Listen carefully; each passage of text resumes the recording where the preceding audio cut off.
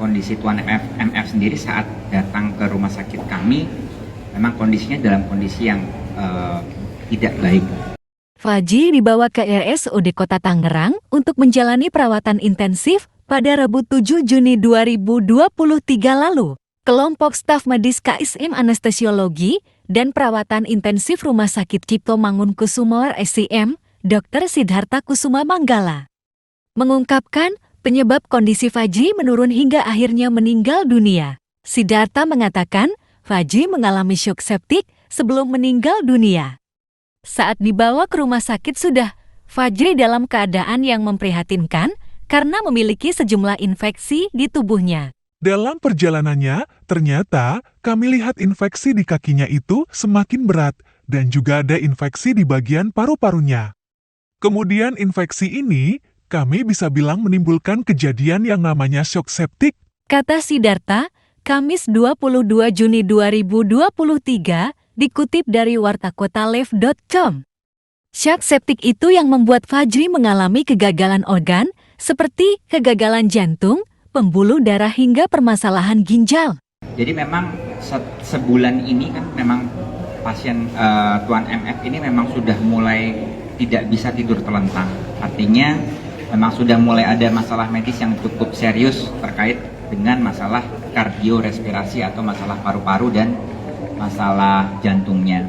Dan kemudian sebenarnya Tuan MF ini sekitar beberapa bulan yang lalu sudah disarankan juga untuk ke rumah sakit terkait dengan kaki yang sebelah kanannya yang memang ada infeksi. Namun beliau masih belum mau untuk ke rumah sakit sehingga akhirnya kondisinya semakin menurun sehingga beliau dibawa ke rumah sakit. Jadi memang kondisi Tuan MF sendiri saat datang ke rumah sakit kami memang kondisinya dalam kondisi yang tidak baik.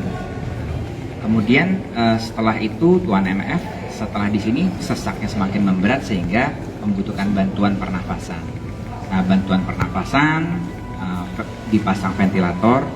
Nah, saat dipasang ventilator itu beliau mendapatkan obat-obatan yang namanya obat sedasi karena proses pemasangan ventilator itu adalah proses yang cukup nyeri dan tidak enak ya, sehingga kita harus memberikan obat-obat namanya sedasi.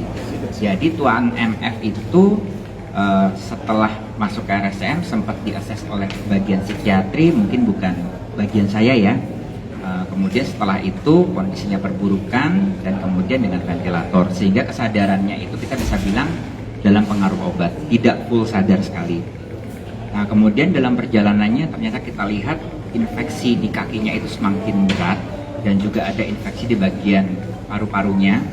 Nah kemudian infeksi ini kemudian kita bisa bilang menimbulkan kejadian yang namanya shock sepsis yang mungkin sudah dijelaskan tadi ya. Nah, shock sepsis ini adalah suatu keadaan di mana terjadi respon tubuh terhadap infeksi yang berat. Gitu. Nah, infeksi yang berat ini kita atasi dengan pemberian antibiotik. Kemudian ciri-ciri shock sepsis lainnya itu adalah gagalan organ. Jadi dia mulai gagal organ jantungnya, kemudian pembuluh darahnya, tekanan darah mulai turun, ginjalnya bermasalah juga karena shock sepsisnya, namanya septic aki. Kita kemudian lakukan dengan terapi pengganti ginjal bersama dengan Dr. Pringgo, spesialis ginjal hipertensi. Kemudian berkoordinasi juga dengan dokter lain, dokter pencernaan juga. Pencernaannya juga kena masalah juga. Sehingga kita bisa bilang bahwa akibat dari infeksi tadi itu mengakibatkan kegagalan organ tubuh namanya MODS, Multi Organ Dysfunction Syndrome. Nah ini yang membuat kondisinya semakin turun. Dan memang pada akhirnya tadi malam memang kami sudah tidak bisa mempertahankan kondisi beliau lagi.